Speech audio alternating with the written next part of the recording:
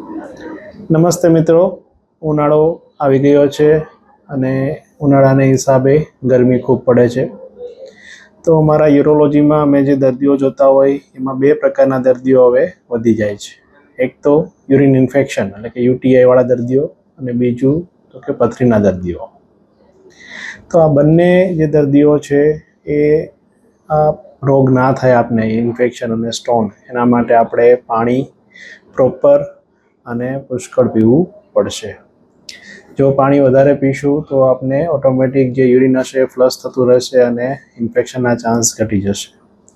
પથરી બી જેને નહીં હોય એને પથરી નહીં થાય અને જેને પથરી ઓલરેડી હશે એને એ મોટી નહીં થાય. એટલે પાણી આવા દર્દીઓએ હવે વધારી દેવું જોઈએ. કેટલું પાણી પીવું જોઈએ? તો આપણે ટાર્ગેટ એવો રાખવાનો છે કે 2 લીટર જેટલો પેશાબ બને. એટલે દર્દીની પ્રકૃતિ પ્રમાણે અને જે પ્રમાણે પરસેવો વળતો હોય એ પ્રમાણે લિક્વિડ એડજસ્ટ કરી અને દિવસમાં એટલે કે 24 કલાકમાં એને 2 લીટર પેશાબ બને એટલું પ્રવાહી લેવાનું છે.